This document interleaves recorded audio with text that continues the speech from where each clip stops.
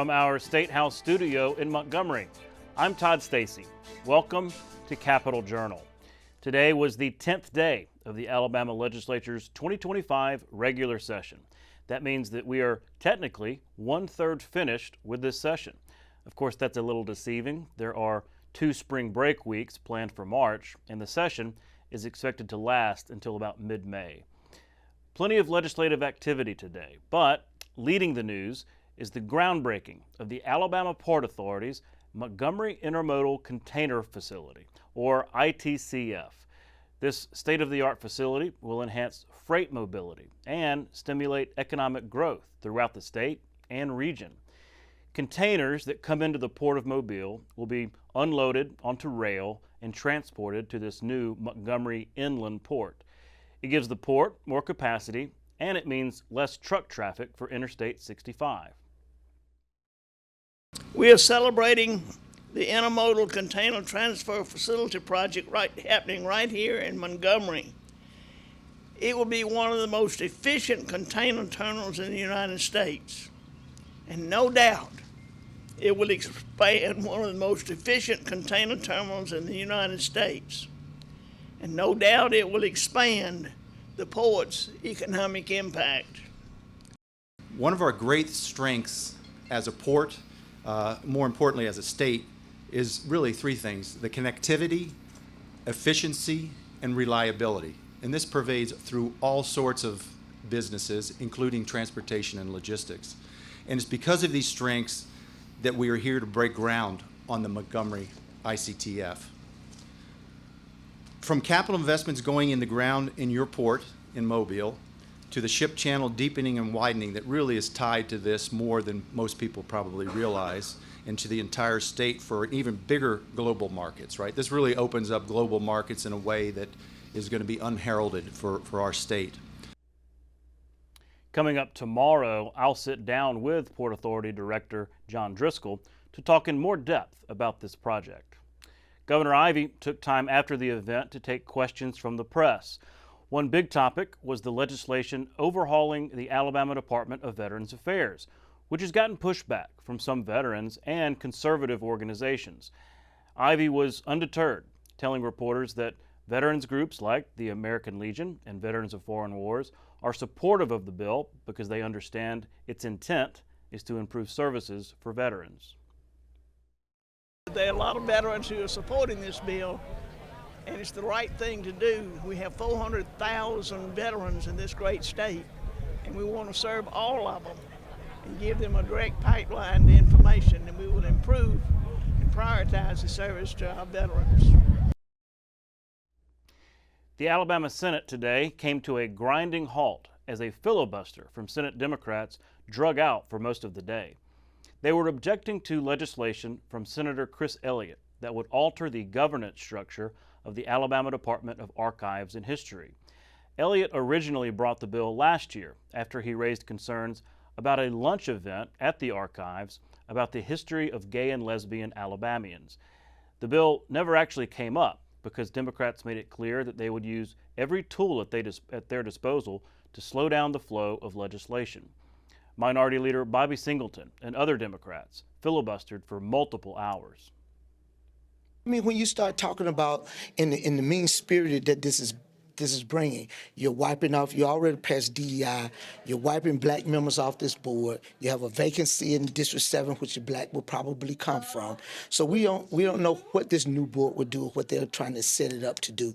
And so the ability, when you start talking about DEI, wiping out history, what you say they won't get over at archives and wipe out history. We just need to make sure that this board stays intact, this board stays as independent as it possibly can to continue to do the great work that it has been doing for this state so they can preserve the history of the state. If it's on the agenda next week, it's the same thing. We're not backing down. We worked through immigrations, which I thought we should not have been doing. We worked through that. We worked through some of the crime bills. So we all want to stop crime. And we could have filibustered a lot of those bills, but we worked through and tried to work through those unintended consequences. You know, we don't want this bill, and we're going to do everything that we can to keep this bill from being passed. 2 bills did pass the Senate today. Senate Bill 83 from Senator Arthur Orr would require public entities to install adult-sized changing tables in bathrooms for future projects. And Senate Bill 140 from Senator Jabo Waggoner, the Coach Safety Act. It would mandate that youth athletic associations ensure that their coaches receive training on preventing and managing injuries. Both those bills now go to the House. In the House, lawmakers spent considerable time today debating a bill that would amend Alabama's public nuisance law. House Bill 280 from State Representative Cynthia Allman would give cities and universities the ability to sue those who create public nuisances that aren't properly permitted. It would also shield property or business owners from being liable for any damages done by the public nuisance. Allman, who represents Tuscaloosa, said the bill is about cracking down on out-of-control, alcohol-fueled college parties. Currently, municipalities and public institutions of higher education are able and have legal authority to abate nuisances, public nuisances.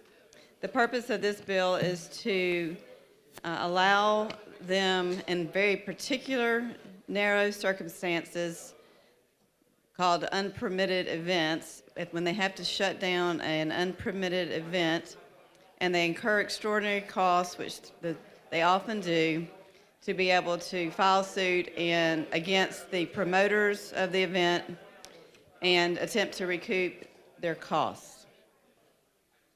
What determines if a person needs a permit, and what would they need to request a permit for? If you can, just kind of help me get some clarity. I'm not going to be able to enumerate all the situations, but I can tell you the primary one is if you're selling alcohol. You need a permit, a license to do that. And you also need insurance to do that. And that's the context of, that's the problem we're having across the state. It's definitely a problem in all of our major cities, but it happens in the counties as well. And so this bill is about people selling alcohol? Having large events that they have not gone through the proper process to get a permit to sell alcohol. And yeah. I guess I'm confused. Wouldn't the ABC board and the local authorities already have the option to shut down? Absolutely, and that's my point. They already have the ability to do this. We're not granting them any additional authority to do this, except all they're asking for. The city of Tuscaloosa, for example, will spend upwards of $100,000 on a weekend shutting down these parties. They're extraordinary costs that we don't feel the taxpayers should have to bear the burden. They're not your normal send a cop out to shut down a party and everybody scatters, like some of y'all did in high school.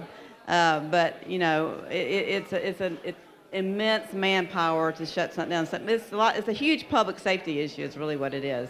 So that bill passed 70-22 along party lines. It now goes to the Senate. This morning, a Senate committee considered legislation aimed to protect children online. Senate Bill 186 would require smartphone manufacturers to enable filters for inappropriate content on devices at the point of sale. Senate Bill 187 would require age restriction verification for the downloading of certain apps. They are both sponsored by State Senator Clyde Chambliss.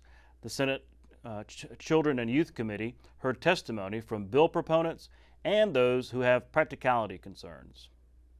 I'm here because the committee is considering various proposals to keep teens safe online, all of which require apps to know the age of their users. And while Meta has a multi-layered approach to determining age, we are only one part of the online ecosystem. The reality is that kids are getting smartphones at increasingly younger ages, and they hop from app to app to app. It is estimated that teens are on an average of 40 apps per week. Parents are overwhelmed, and they want to understand what their kids are doing online. We believe that the easiest, most accurate, and most privacy-protective solution is to require app stores to verify ages and get a parent's approval anytime their teen under 16 wants to download an app.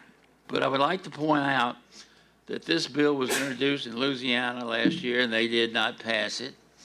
It was introduced in North Dakota. They did not pass it. South Dakota, they did not pass it.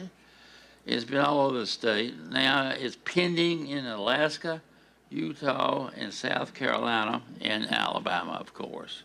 There's no requirement in the bill for websites to verify anything. So it's not a website bill. So this is not going to take care of that problem. This is obviously a problem across the whole country. So why don't we take advantage of what everybody else is doing and what they're finding out before we leap? Just ask us to go slowly. The committee advanced both bills, and they now go to the full Senate.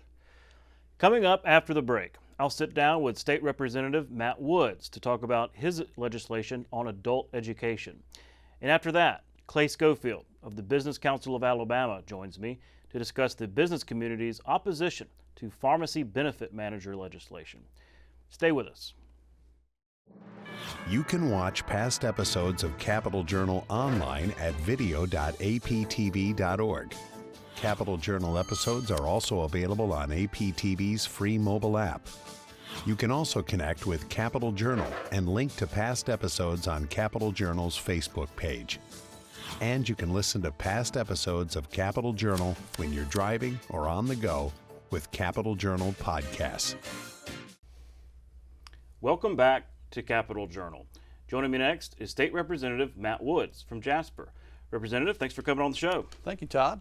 I appreciate you having me today. Yeah. Well, you had a bill on the floor this week having to do with workforce development, really, adult education, called the REACH Act. Can you kind of walk me through what this bill does? Sure. Well, the REACH Act stands for Restoring Educational Attainment of Completing High School. It's a bill that I've been working on for several months now with the Community College System Adult Ed Department to reach a segment of our population that's not participating in our labor force that really should be, and that's high school dropouts. And so this bill specifically addresses that segment, and we're going to do our very best to reach them, as the bill is named, and make them aware of their opportunities through the adult ed departments across the state. So it's something I'm very passionate about and care a lot about. So how might that work? How might we reach those who, like you said, unfortunate situation, drop out of high school, maybe years go by, Sure. and they haven't, we don't want to forget them. And so how do we go about reaching them? Well, that speaks to the issue as to why we're bringing a bill. So currently, when a student drops out of high school, there's an exit an exit interview. Okay. And that's the last communication really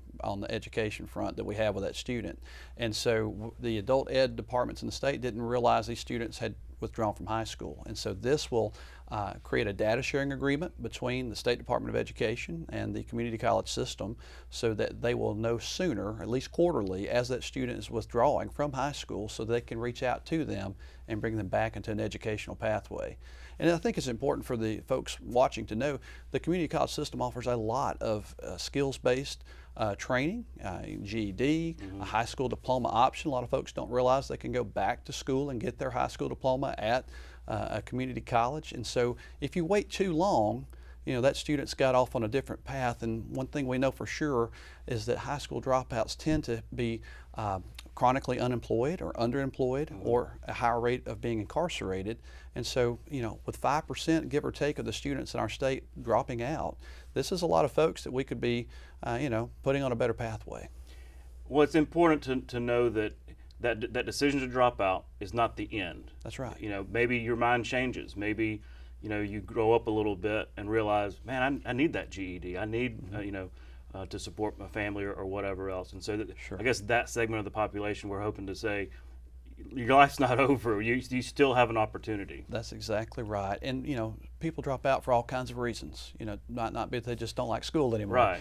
Could be a family obligation. Things happen, for sure. But we want them to know they have other options. And that's really speaking to the point of the bill, is that they were not aware of their options. And the state has these wonderful resources and programs available, but it does us no good if the student's not aware of them. So this bill will help in that regard. It also aligns the ages that are eligible to participate in the high school diploma option through adult education. Currently, a student's having to wait till age 19 to enroll in that program. We're going to drop it down to 18. Most high school dropouts in our state are 18, and so they won't have to wait an additional year to enroll to get their high school diploma, which helps them be more employable. It's a better option for them to get a job and a better job. Sure. So much being done on the workforce front because of that labor force participation. I know the community college system is engaged in every bit of it. While I have you, I have to ask, you have made news recently. You've jumped in the Senate race. Obviously, Greg Reed, former state senator, stepped down to run the workforce department. You've thrown your name in the hat to run for Senate. So you're wanting a promotion to move upstairs. That's right. That's right. I've really enjoyed serving in the House. I've had a great senator in Senator Reed all these years. With his new promotion, we'll say, that created a vacancy, and I'm just looking forward to continuing to serve the people of District 5. I guess there's plenty of overlap between your current House district and the larger Senate district. That's correct, yeah. It's a lot bigger area, as you can imagine. But the election's not until June, so that if you are successful, it'll be for next session. That's correct. Okay. Yes, sir. Well, we'll be following that election. Yes, sir. Mr. Woods, we're out of time. Thanks again, and we'll be watching your bill. All right. Thanks so much. I appreciate it. We'll be right back. You can watch past episodes of Capital Journal online at video.aptv.org. Capital Journal episodes are also available on APTV's free mobile app. You can also connect with Capital Journal and link to past episodes on Capital Journal's Facebook page. And you can listen to past episodes of Capital Journal when you're driving or on the go with Capital Journal podcasts. Alabama Public Television is your place for quality educational services. Free professional development for educators and child care providers. Access to free curriculum-aligned videos, lesson plans, and instructional resources with PBS Learning Media. And all the PBS Kids programs parents know and trust. Learn something new every day with Alabama Public Television. Visit us at aptv.org/education to learn more. Welcome back to Capital Journal. Joining me next is Clay Scofield, Executive Vice President of the Business Council of Alabama. Clay, thanks for coming on the show. Thanks for having me, Todd. I'm used to having you as a state senator. Of course, that was a couple of years ago, but I appreciate you coming on in your new role. Not so new, but this role at BCA. We're talking about PBMs, pharmacy benefit managers. It's a big topic this session. It was a big topic last session. Pharmacies say they're really getting fleeced, having trouble staying in business, but we have the two pieces of legislation, pretty far-reaching in terms of their impact. BCA has come out against these PBM bills. Can you walk me through your opposition from the business community? Absolutely, and thank you for the opportunity to get in front of everyone and go over our concerns. These are serious concerns, and the employer community and employees around the state need to understand where we're coming from on this. Everything in these bills aren't bad, and we couldn't agree more that PBMs are definitely harming our Alabama pharmacists. There's no question.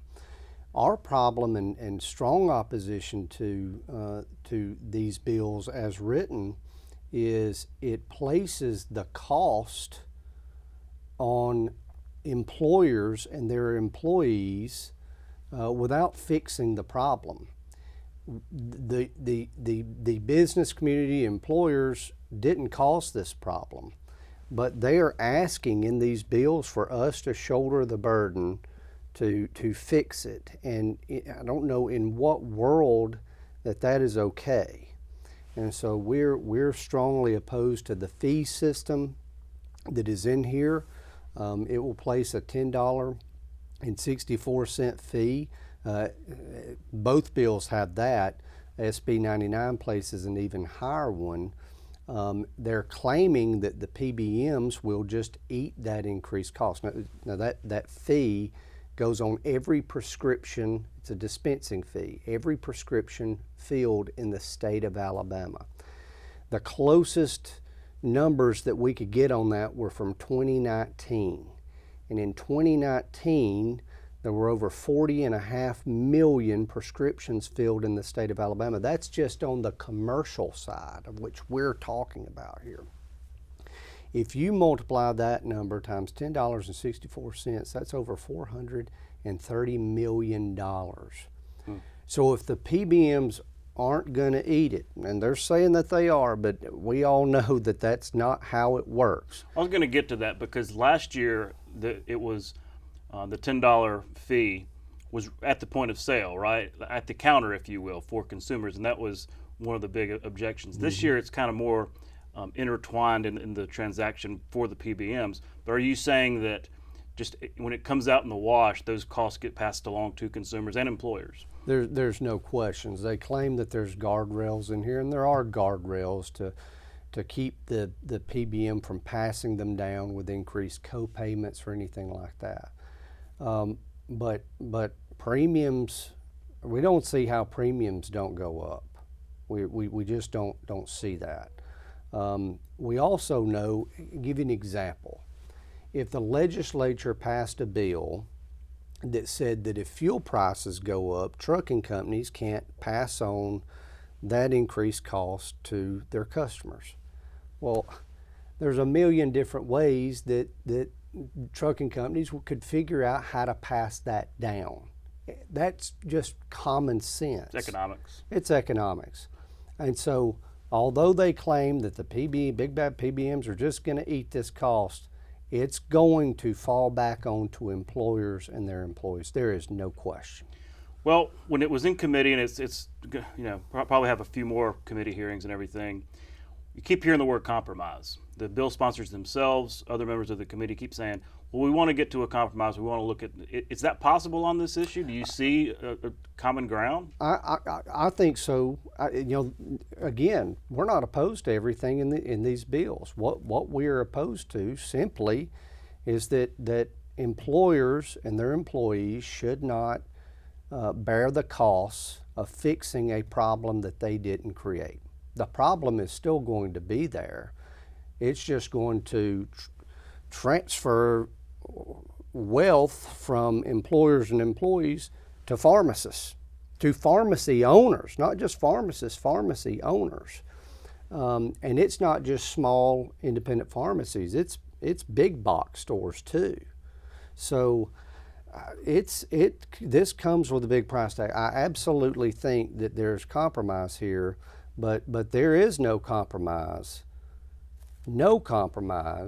in making employers and employees bear the cost of something that they didn't create. Well, we'll be following it, and I appreciate you explaining that opposition. We had the other side on the other day, and so I really like for our viewers to understand, all sides of the issues. While I have you, I saw the announcement come this week about 2026. The election's around the corner. I mean, it really will be here. Yeah. And this is the state elections. This is governor, all the legislature, all the constitutional offices. BCA sent out this announcement saying, y'all are beefing up. Y'all are preparing for 2026, want to be really engaged in that election. What comes with that? What should we look forward to in terms of y'all's engagement in the 2026 elections? Absolutely. Great question. We're really excited about this. We as you know, announced it at our Governmental Affairs conference last August. And we have been putting the building blocks in place to get us there structurally. We want to handle it a lot differently in the past, and not just with campaign contributions alone. We want to get into, we want to make sure that, number one, we're backing the right candidates that want to focus on job creation, on economic development, workforce development, moving our state's economy in a very positive manner. And number one, focus on that we're backing the right candidates, but their campaigns are going to be successful.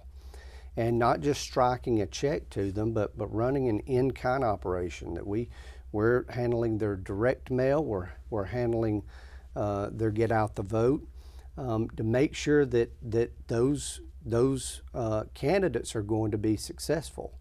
And so we're very excited. We've announced our new political director, Scott McClintock, who was former chief of staff for Governor Bryant in Mississippi, has extensive DC experience, and he is going to start at the end of the month. We're very excited. So we're going to be very intentional. We're going to be very strategic, but we're going to be focused on supporting the right type of candidates that are going to be focused on the economy of the state of Alabama. Big election Like I said, it'll be here before you know it. It's probably going to be one of the biggest elections since maybe 2010. I'm thinking because, everything's open. Yeah. So much is open, at least, governor on down. And, of course, every legislative seat is going to be on the ballot. Clay, we're out of time. Thanks again for coming on the show. And we'll be following these issues moving forward. Thank you, Todd. We'll be right back. You can watch past episodes of Capital Journal online at video.aptv.org. Capital Journal episodes are also available on APTV's free mobile app. Gainesville native Burl J. Bird Coleman was an influential blues musician. In 1927, he recorded 17 tracks in Birmingham. In 1930, J. Bird went to Atlanta for 2 recording sessions as a member of the Birmingham Jug Band. Coleman was one of the first to both sing and play the harmonica on a solo recording. Although J. Bird was never famous, his records made a big contribution to the classic sound of the blues. That's our show for tonight. Thanks for watching. We'll be back tomorrow night after the high school basketball championships here on APT for our Capital Journal's Week in Review. I hope you'll stick around for that. For our Capital Journal team, I'm Todd Stacy. We'll see you next time.